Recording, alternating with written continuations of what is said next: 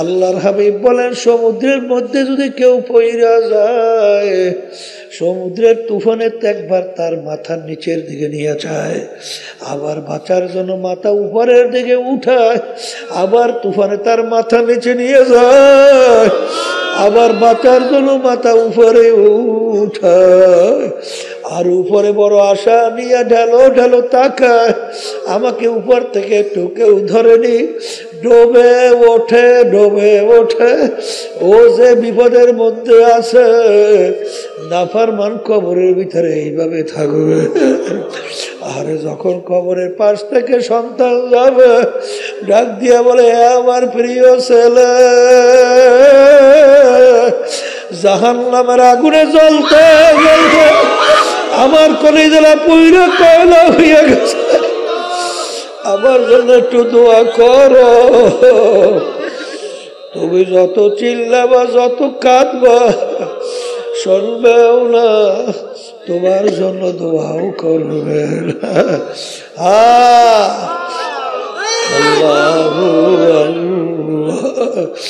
এ দুনিয়াদার পাগল আমার বাবারা, এ মুসলমান আমার বাবারা, পর্দার মা বোনেরা, আল্লাহ আল্লাহর হাবিব বলেন, হে আমার উম্মতেরা, কবর রাউযাতুম মিন রিয়াজিল জান্নাহ আও হুফরাতুম মিন হুফারিন নার।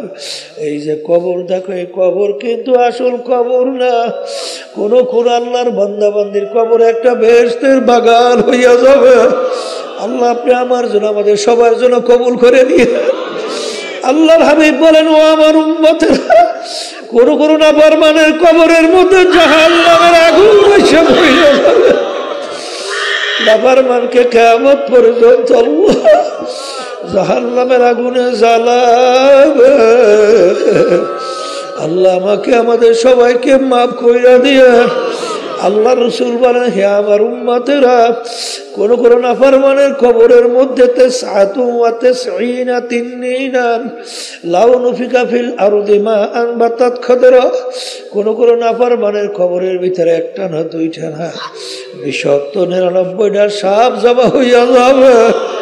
ওই সাপ কিয়ামত পর্যন্ত নাফরমানকে পেঁচাইয়া পেঁচাইয়া ঠুকরাইতে থাকবে। ওই সাপকে এমন বিষধর হবে, জমিনের দিকে মুখ কইরা যদি ফুঁক দিত, কোন গাছপালা তরুলতা মাথা জাগাতে পারতো না। এই জন্য আল্লাহর জিকির বেশি বেশি করার মাধ্যমে আল্লাহর ফজল করমে দেখা যায় দিল নরম হয়, চোখে পানি আসে, নামাজের ভিতরে একাগ্রতা তৈরি হয়। আল্লাহর জিকির বেশি বেশি করার মাধ্যমে বারবার বারবার যদি তুমি একটা নাম বেশি মুখে জবানে উল্লেখ করো, দেখো ওই নামটার সঙ্গে তোমার একটা পরিচয় লাভ হয়, এবং এই নামটার ভিতরে তোমার একটা মোহাব্বত জমে। জমে কি জমে না? আমার এখন মনে আছে হাফিজ হুজুর রহমাতুল্লাহি আলাইহি, এই যখন প্রেসিডেন্ট নির্বাচনে দাঁড়াইছে, কোন নির্বাচন? এই মুরব্বীদের মনে আছে না? আচ্ছা, তখন তার মার্কা ছিল বট গাছ। মার্কা কি? কিন্তু বট গাছ যে কোনো নির্বাচনে মার্কা হয় এ জীবনে শুনি নাই। কারণ শুনছি বট গাছ হইলে হিন্দুরে বলে সেবা দেয়। এখন আমার শূন্য বুঝে, আমার নিজের কথা বলি, মনটা এত খারাপ লাগছে, আল্লাহ এখন হিন্দু গুহেই সেবা দাও না বট গাছ, এইটা কেমনি বট গাছ বট গাছ স্লোগান দেব? আর মার্কা আসিল না, পাইল বট গাছ। কিন্তু যখন নাকি এই নির্বাচন শুরু হয়ে গেছে, এখন তো স্লোগান চলছে বট গাছ বট গাছ, বুঝলেন? এরকম কিছুদিন পর পরে এখন দেখি বট গাছটা এত মজা লাগে, খালি বট গাছই বলতে মনে চায়। যেই নামটা আগে ভালো লাগে নাই, এখন ওই নামটার ভিতরে মজার মজা। কথা ঠিক না? এই জন্য বাজানদেরকে বলবো, আল্লাহর নাম নিতে নিতে ওর ভিতরে একটা মজা। এক আল্লাহ বলছিলেন যে আমি যখন আল্লাহর নাম জবানে নেই, আমার জিহ্বাটা মিষ্টিতে ভরিয়ে যায়। কিতে বলে? একই বুঝাবার জিনিস, এদি বুঝবার জিনিস, এ বুঝান যাবে না। এ হইলে বুঝবার জিনিস, এই জন্য আমার বাজানদেরকে বলবো, অন্তরে শান্তি চান? আসতে কয় চান না? তো অন্তরে যদি শান্তি চান, কির মধ্যে 2, 4, 5, 10টা 5তলা 10টা বিল্ডিং উঠান, খুব অন্তরে শান্তি। তাই বিভিন্ন কায়দায় ওই বিভিন্ন ব্র্যান্ডের গাড়ি, শান্তি না? এবার আরো আরো সে মেম্বারে মিনিস্টার এইখানে এর মধ্যে ইশা রেখে দেয় কিছুকে, ওই স্প্রে মানে নেই, স্প্রে কোন দেখা করছে দিয়ে ফাজলামি করে কেনা বিহানে একটা কেমিক্যাল ছাড়ে বারবার।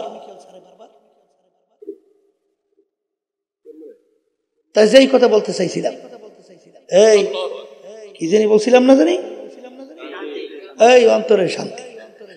অন্তরের সাথে কির মধ্যে আল্লাহ বলতেছেন, এই আলা বিযিকরিল্লাহি তাতমাইন্নুল কুলুব। হে আমার বান্দা বান্দিরা, তোমাদের অন্তরের শান্তি আমি রাখছি আমার জিকিরের মধ্যে। কির মধ্যে? আইয়ুব নবী আলাইহিস সালাতু ওয়াস সালামের নাম শুনছেন? শুনছেন? এমন রোগ আল্লাহ দেশে, সমস্ত শরীরে গোশত পয়সে গেছে, গোশতের ভিতরে পোকা জন্মাইছে, হাড্ডির ভিতরে কটকট করে কামড়ায়, চোখেও পানি নেই, আফসোসও নেই, এই গন্ধের শরীর এলাকায় লোক থাকতে পারে না, নিয়ে লোকালয় বাহিরে ভালাই রাখছে। সেদিন জিব্বার ভিতরে পোকা লাগিয়া গেল, সেদিন 2 চোখের পানি ফালাইয়া কান্দে, এ আমার দয়ার মালিক, তুমি আমার সমস্ত শরীর গোশত পচাইয়া ফেলছো, শরীরের ভিতরে পোকা জন্মাইল, হাড্ডির ভিতরে কটকট কইরা কামড়ায়, আমার দিলের ভিতরে কোনো ব্যথা আফসোস ছিল না, কারণ আমার জবানটা ভালো ছিল। জবান দিয়ে আমি তোমার নাম উল্লেখ করার কারণে, তোমার নাম জিকির করার কারণে আমার অন্তরটা প্রশান্তি হইয়া যাইত। কিন্তু আজকে আমার জিহ্বার ভিতরে পোকা লাগিয়া গেল, আমি যদি তোমার নাম আমার জিহ্বা দ্বারা না নিতে পারি, এই ব্যথা তো আমি সহ্য করতে পারবো না। আল্লাহ রাব্বুল আলামিন তার সমস্ত রোগ যেই চোখের পানি ছাইরিয়া মালিকের কাছে আফসোস করছে, সঙ্গে সঙ্গে সব রোগ ভালো। কথা ঠিক না বেঠিক? তাহলে আল্লাহর জিকিরের মাধ্যমে কি দূর হয়? না, শয়তান দূর হয়। কথা ঠিক? নামাজে একাগ্রতা বাড়ে, এই নেকির কাছে আগ্রহ। কথা ঠিক? দরকার আছে, আছে। আমার বাজানদেরকে বলবো, আর একটা শত্রু কথা কইছিলাম জানি কি, ও মাশাআল্লাহ মনে আছে তো, মানুষ শয়তান। মানুষ শয়তান চেনেন? আপনার স্ত্রী হইতে পারে, আবার স্ত্রীদের স্বামীরা হইতে পারে, হ্যাঁ, আপনার ছেলেও হইতে পারে, মেয়েরাও হইতে পারে, আপনার বন্ধু বান্ধব হইতে পারে, আপনার আত্মীয় স্বজন হইতে পারে, আপনার দলের নেতা নেত্রীরাও হতে পারে।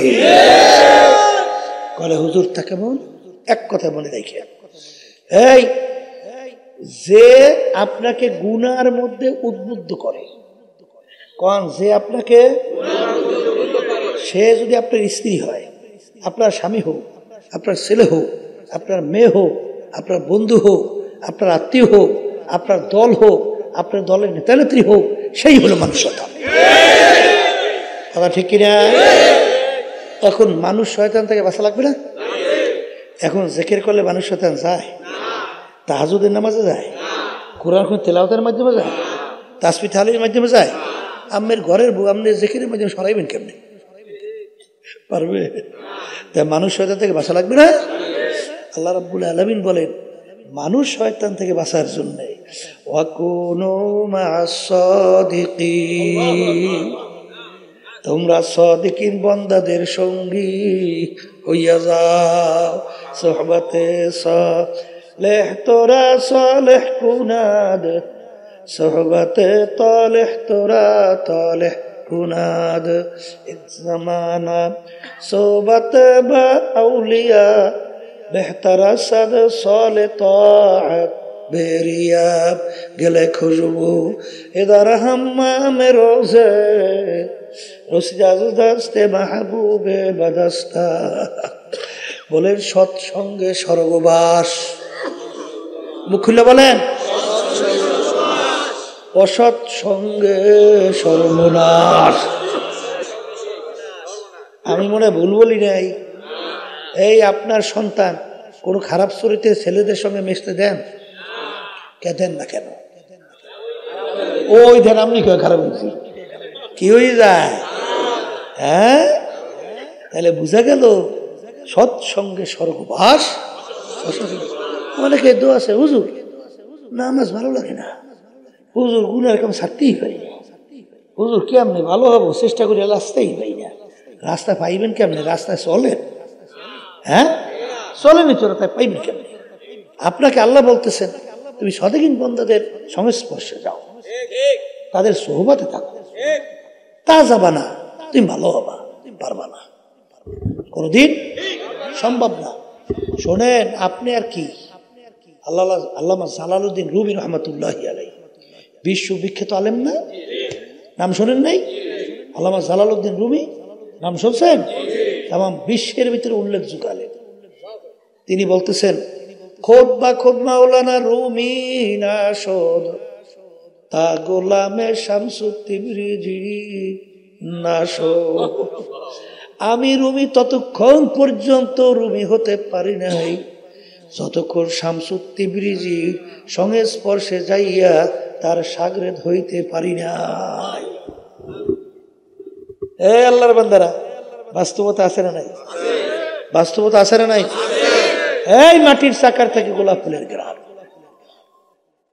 জিজ্ঞাসা করে মাটির চাকা, তুই কোন মিশক আম্বা না, তুই গোলাপ ফুল না, কোন সুগন্ধি এত গেরান তোর থেকে আসে কেন? পরিচয় দাও। মাটির চাকা উত্তর দেয় আমি কোনো গোলাপ ফুলও না, কোনো মিশক আম্বার কোনো সুগন্ধিও না। তাহলে এত গেরান কেন আসে? বলে আমি যেই জায়গায় ছিলাম একটা গোলাপ ফুল ফুইটা আমার সঙ্গে লাগিয়ে রয়েছে। কি ফুইটা? ওই গোলাপ ফুলের ঘেরান আমার ভিতরে ঢুকতে ঢুকতে এখন আমি আর সাধারণ মাটির চাকা নাই, আমি এখন গোলাপ ফুলে পরিণত হয়ে গেছি। আমি এখন কিতে পরিণত হয়েছি? তাইলে আজকে মাটির চাকার সঙ্গে যদি সংস্পর্শে মাটির চাকা যদি গোলাপ ফুলের গুণ অর্জন করে, তাহলে তুমি যদি জাকিরি আল্লাহ ওয়ালা তাদের সংস্পর্শে যাও, তাহলে সেই গুণ তোমার ভিতরে ঢুকবে না? আসতে কয় ঢুকবেই ঢুকবে না? এই জন্য আমার দাদাজান রহমতুল্লাহি আলাই সুন্দরভাবে একটা উদাহরণ দিতেন। আব্বাজানের জবানে শুনছি। কি উদাহরণ? যার মুরব্বী নাই ওর মুরব্বী হয় শয়তান।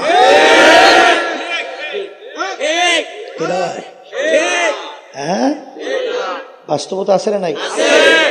এই ফাও কথা বুঝছেন না।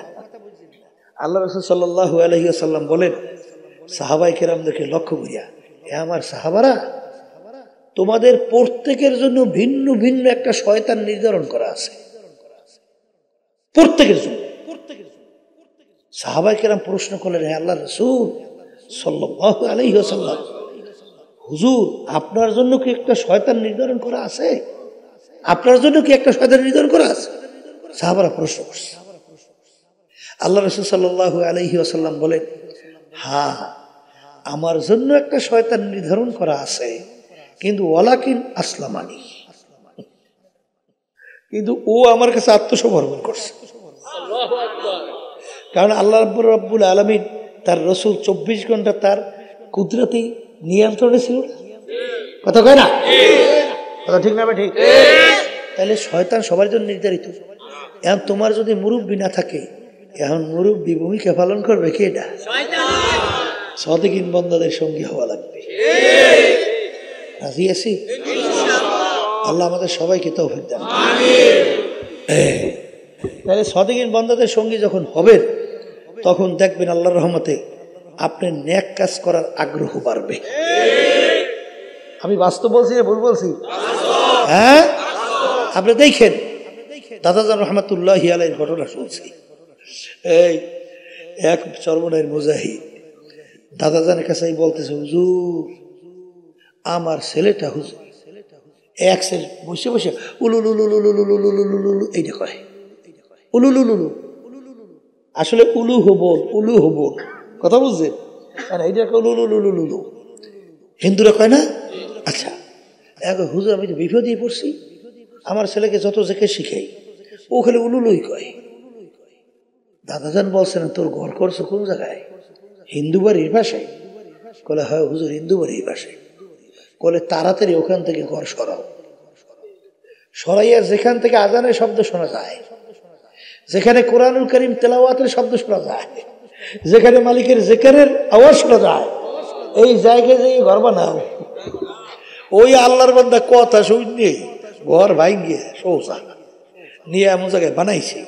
এখন কয়েকদিন পরই এখন সন্তান বলতেছে লা ইলাহা ইল্লাল্লাহ, লা ইলাহা ইল্লাল্লাহ, লা ইলাহা ইল্লাল্লাহ মুহাম্মাদুর রাসূলুল্লাহ।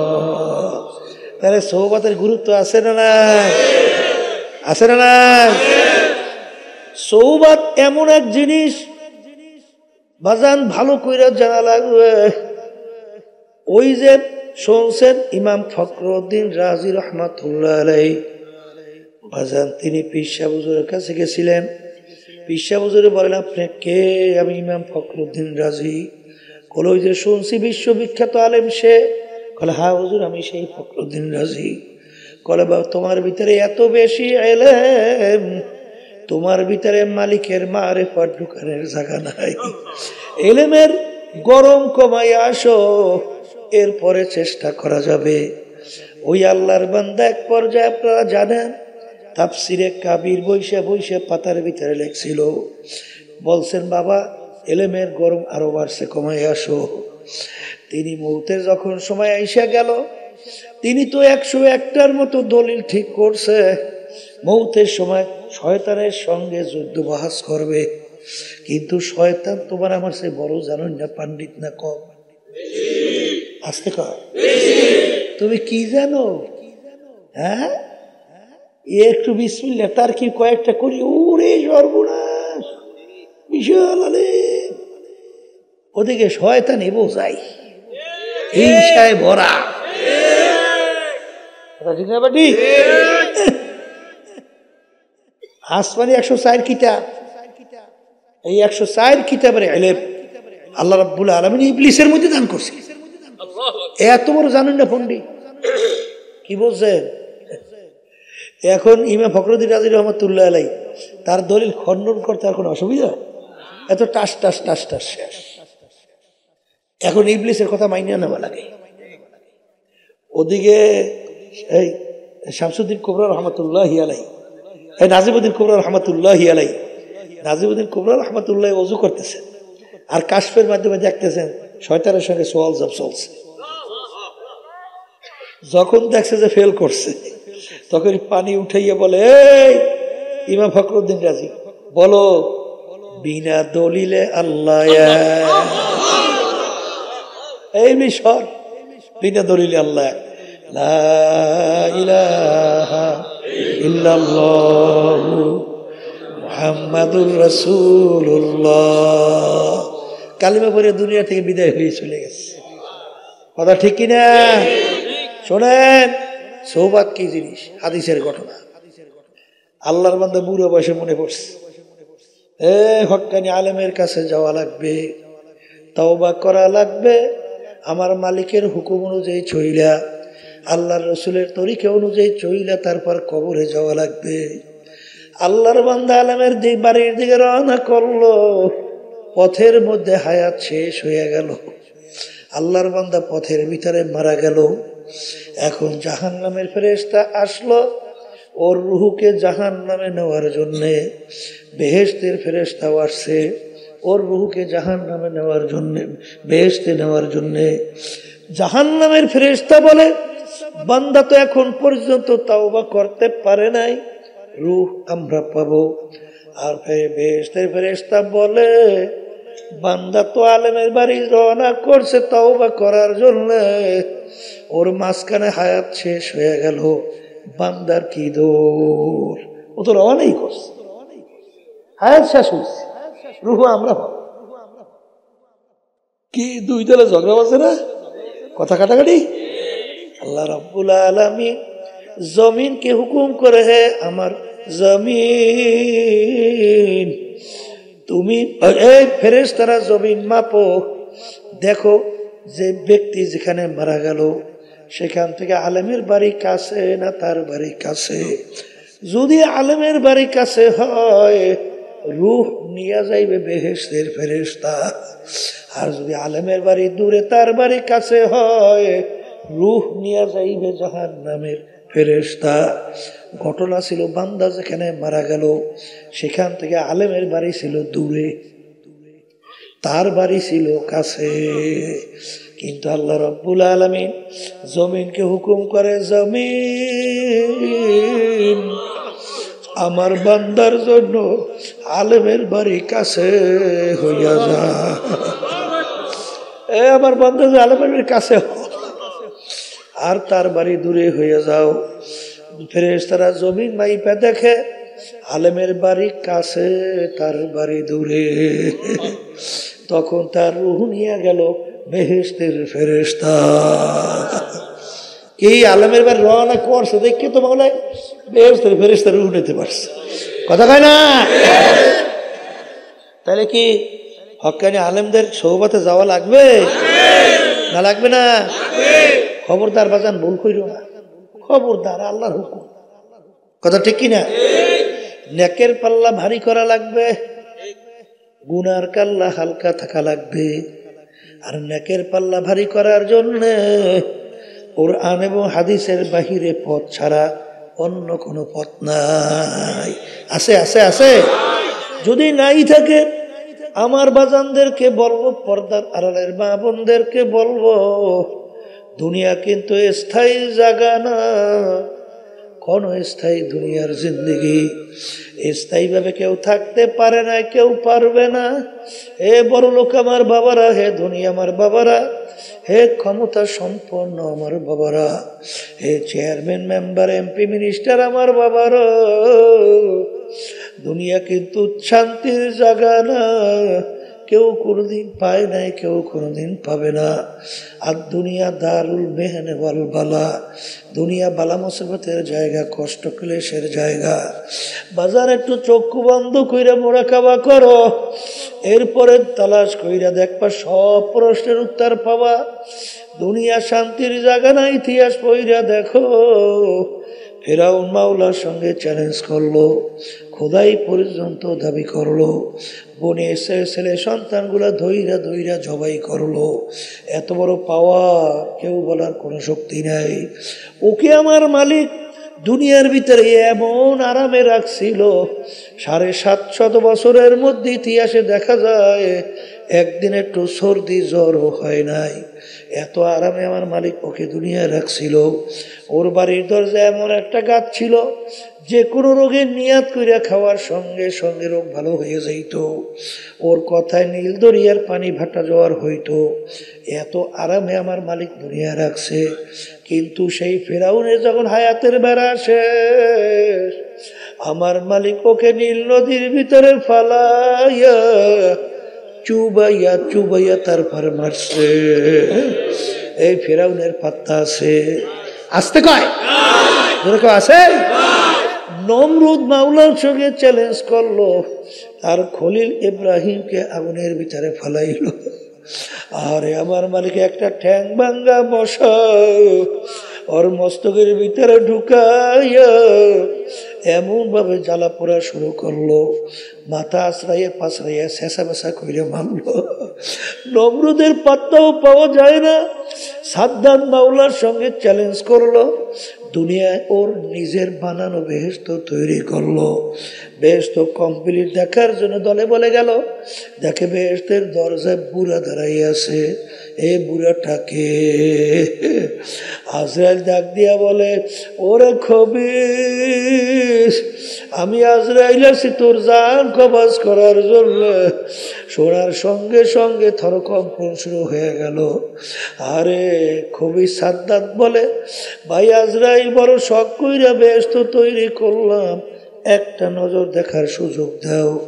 ওরে খবিস, আমার মালিকের সমস্ত নেয়ামত ভোগ করছ, আমার মাওলার দেওয়া নেয়ামত চক্ষু দিয়া দেখছ, আমার মালিকের নেয়ামত জিহ্বা দিয়া কথা বলছ, আমার মালিকের দেওয়া নেয়ামত হাত পা দিয়া কাজ করছ, আমার মালিকের দেওয়া নেয়ামত ব্রেন দিয়ে পড়াশোনা করছো, এই ব্রেন দিয়া ব্যবসা বাণিজ্য কইরা সম্পদ গুছাইছ, এই ব্রেন দিয়ে অনেক কিছু করলি। আরে কত প্রতিবন্ধী আমাদের সামনে নিয়ে আসে, হুজুর ওর জন্য একটু দোয়া করে। হুজুরও ভালো মন্দ কিছু বোঝে না। আরে বাপ তো ফেলফালাইয়া কান্দে। আরে আমার মালিক তোমাকে ইচ্ছা করলে, আমাকে ইচ্ছা করলে প্রতিবন্ধী বানাইতে পারতো কি পারতো না? এই নেয়ামত ব্রেনকে দান করলো। আরে সমস্ত নেয়ামত ভোগ করিয়া দুনিয়ায় বাইচা ছিলি। আরে তোকে আমার মালিক আশরাফুল মাখলুকাত হিসেবে ঘোষণা দিল, কিন্তু আমার মালিককে চেনো নাই, নাফরমানি করলি, আমার মালিকের সঙ্গে চ্যালেঞ্জ করলি। বেশ তো তুই তৈরি করছো, আমার মাওলার তো হুকুম হইয়া গেল, ইদা জা আজালুহুম লা ইস্তাখিরুনা সাআতাও ওয়া লা ইস্তাকদিমুন। এরে খবিস, আমার মালিক তোকে হুকুম করছে ধৈর্য নেওয়ার জন্য, এক সেকেন্ড আগেও হবে না, পরেও হবে না। এই কথা বলে জহরুটাকে খপ কইরা ধইরা যখন টান মারলো, কলিজার রগগুলা সেইরা সেইরা নিয়ে চইলা গেল। কই সাদ্দাদের বাহাদুরি কোথায়? জমিনটা ধরটা জমিনের ভিতরে ধারাস কইরা বইরা গেল। এ বড় লোক আমার বাবারা, ক্ষমতা সম্পন্ন আমার বাবারা, এ বড় বড় শিক্ষিত আমার বাবারা, এ বড় বংশের আমার বাবারা, এই মাতুক বাড়ির সরদারি টাকার গরম, ক্ষমতার গরম কয়দিন চলবে? যে কয়দিন দুনিয়ার ভিতরে চক্ষু খোলা থাকবে, যেদিন ঘোষণা হবে তোমার বাড়ির পাশের মসজিদের মাইকে, বাড়িওয়ালা নাই রে বাড়ি, নাই রে দুনিয়াতে। আল্লাহ, আরে এমন ঘরে যাইতে হবে যেই ঘরে নাই বাতি, এমন ঘরে থাকতে হবে যেই ঘরে নাই সাথী। এ নাফরমান, কবরে নাফরমান কোন অবস্থায় থাকবে? আল্লাহর হাবিব বলেন, সমুদ্রের মধ্যে যদি কেউ পইরা যায়, সমুদ্রের তুফানে একবার তার মাথার নিচের দিকে নিয়ে যায়, আবার বাঁচার জন্য মাথা উপরের দিকে উঠায়, আবার তুফানে তার মাথা নিচে নিয়ে যায়, আবার বাঁচার জন্য মাথা উপরে উঠায়, আর উপরে বড় আশা নিয়ে ঢেলো ঢেলো তাকায়, আমাকে উপর থেকে একটু কেউ ধরেনি, ডোবে ওঠে ডোবে ওঠে। ও যে বিপদের মধ্যে আছে, নাফরমান কবরের ভিতরে এইভাবে থাকবে। আর যখন কবরের পাশ থেকে সন্তান যাবে, ডাক দিয়া বলে, আমার প্রিয় ছেলে, জাহান্নামের আগুনে জ্বলতে জ্বলতে আমার কলিজা পুইরা কয়লা হইয়া গেছে, আমার জন্য একটু দোয়া করো। তুমি যত চিল্লাবা, যত কাঁদবা, শুনবেও না, তোমার জন্য দোয়াও করবে না। আল্লাহু আল্লাহ। এ দুনিয়াদার পাগল আমার বাবারা, এ মুসলমান আমার বাবারা, পর্দারের মা বোনেরা, আল্লাহ আল্লাহর হাবিব বলেন, হে আমার উম্মতেরা, কবরু রাউযাতুম মিন রিয়াজিল জান্নাহ আও হুফরাতুম মিন হুফারিন নার। এই যে কবর দেখো, এই কবর কিন্তু আসল কবর না। কোন আল্লাহর বান্দা বান্দির কবর একটা বেহেশতের বাগান হইয়া যাবে। আল্লাহ আপনি আমার জন্য, আমাদের সবার জন্য কবুল করে নিয়ে। আল্লাহর হাবিব বলেন, ও আমার উম্মতেরা, কোন নাফরমানের কবরের মধ্যে জাহান্নামের আগুন এসে পড়ে যাবে। নাফরমানকে কিয়ামত পর্যন্ত আল্লাহ জাহান্নামের আগুনে জ্বালাবে। আল্লাহ আমাকে আমাদের সবাইকে মাফ কইরা দিয়ে